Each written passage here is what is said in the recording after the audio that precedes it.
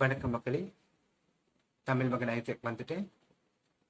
2ஆம் மே நம்மளுடைய விஜய் சித்ரா அவங்களுடைய பிறந்த நாள் நம்ம எல்லாருக்கும் தெரியும்.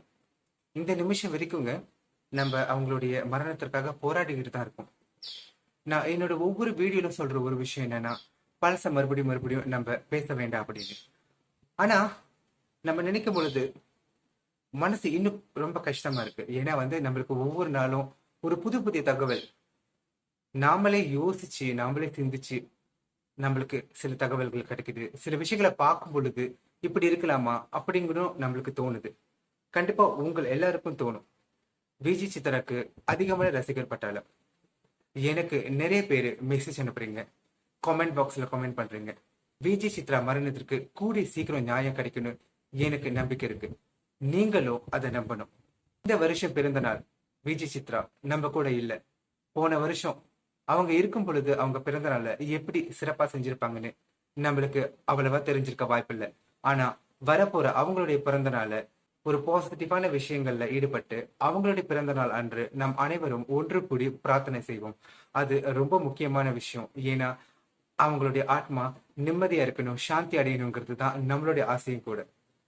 ஒரு பக்கம் இது இருக்கு, மறுபக்கம் பார்த்தீங்கன்னா அவங்களுடைய மரணத்துக்கு என்ன நியாயம் கிடைச்சிருச்சு, எந்த அளவுக்கு இருக்கு இன்வெஸ்டிகேஷன் நம்மளுக்கு தெரியுமா?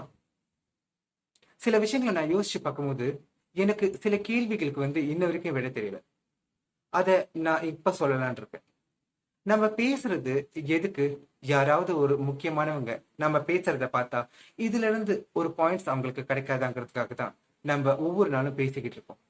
என்னுடைய முதல் கேள்வி, தற்கொலை செஞ்சுக்கிட்டுன்னு முடிவு எடுத்துட்டா என்ன உடை போட்டிருக்காங்களோ அதே உடையில தானே தற்கொலை செஞ்சுக்கணும்.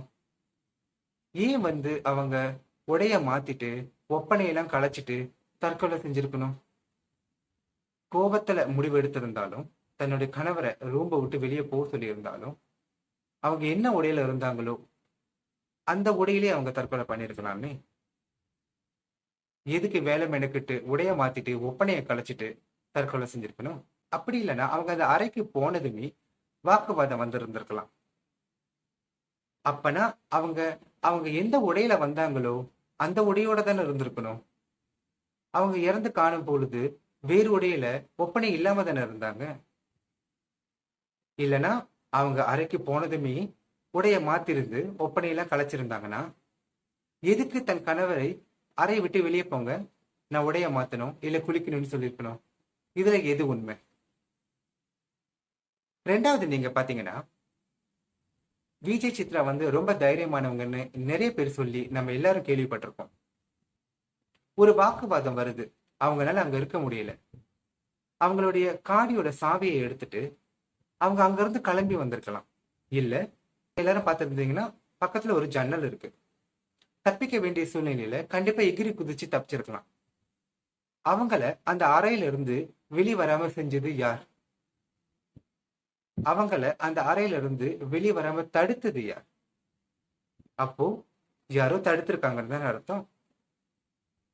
அடுத்து என் மனசுல தோன்ற இன்னொரு கேள்வி, 3 மாதத்துக்கு அப்புறம் அந்த அறை, சம்பவம் நடந்த அறை திறக்கப்பட்டது.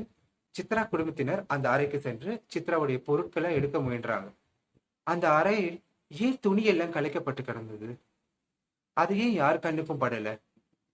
இப்போ நம்ம வீடா இருக்கலாம், நம்ம அறையில துணிகள் அப்படிதான் சிதறி கிடக்குமா? ஒரு நாளுக்கு அதிகமாக அந்த இடத்துல தங்கியிருந்தாலும் துணிகள் அப்படிதான் சிதறி கிடக்குமா? எது போட்ட துணி எது போடாத துணின்னு தெரியாத அளவுக்கு துணிகள் எப்படி செதறி கிடந்துச்சு? அந்த துணிகள் செதறி போய் கிடக்கிறதுக்கு என்ன காரணம்? என்ன நடந்திருக்குங்கிறத ஏன் யாரும் யோசிக்காம இருக்காங்க? அது என்னோட இன்னொரு கேள்வி. அடுத்தது பாத்தீங்கன்னா, ஏன் 2 குடும்பத்தையும் ஒரே நேரத்துல பொருட்களை எடுக்க அந்த அறைக்கு அனுமதி கொடுத்தாங்க? இவ்வளவு பிரச்சனை போயிட்டு இருக்கும் பொழுது 2 குடும்பமும் ஒரே இடத்துல சந்திக்கிறது சரியா? ஏன் அதையே அவங்க அப்படி யோசிக்கல? கொஞ்ச நேரம் இடைவெளி விட்டு, இல்ல அடுத்தடுத்த நாள் 2 குடும்பங்களும் அங்க இருந்து பொருட்களை எடுத்து போற மாதிரி செஞ்சிருக்கலாமே. ஏன் ஒரே தினத்துல ஒருத்தருக்கு ஒருத்தர் நேரடியா பாக்குற மாதிரி ஒரு சூழ்நிலையை உண்டாக்குனாங்க? இதுல இருந்து யாரு என்ன சொல்ல வராங்க? நான் கேட்கிற கேள்வி உங்க மனசுலயும் இருக்காங்க. அடுத்தது நீங்க பாத்தீங்கன்னா, காயம். கன்னத்தில் ஒரு காயம் இருக்கு. ஒருவேளை தூக்கிட முயற்சி பண்ணும் பொழுது தன் விரலால காயப்பட்டிருந்தாலும் அந்த நகத்தோட காயம் அவ்வளவு பெருசா ஆகிறதுக்கு வாய்ப்பு இருக்கா? நீங்க கண்டிப்பா அந்த புகைப்படத்தை பார்த்திருப்பீங்க. சொந்த நகம் பட்டு அவ்வளவு பெரிய காயம் வர்றதுக்கு வாய்ப்பு இருக்கா? வந்த காயம் ஏன் ரத்தம் இல்லாம இருந்துச்சு? ஏன் காஞ்சி போன நிலையில இருந்துச்சு? நீங்க பார்த்திருந்தீங்கன்னா அந்த காயம் காஞ்சி போன மாதிரி இருக்கும். அதாவது ரத்தம் உறைஞ்சு போன நிலையில இருக்கும். என்ன காரணம்? ஒரு துளி ரத்தம் கூட எங்கேயுமே படவில்லையா? அது மட்டும் இல்லாமல் ஏன் அந்த காயம் விரலால் பட்டிருந்தா, நகத்தால பட்டிருந்தா ஏன் அந்த காயம் ஆழமா இருக்கு? இந்த மாதிரி நிறைய சின்ன சின்ன கேள்விகள் ஆங்காங்கே அப்பப்போ நம்ம மனசுல தோணிக்கிட்டு தான் இருக்கு.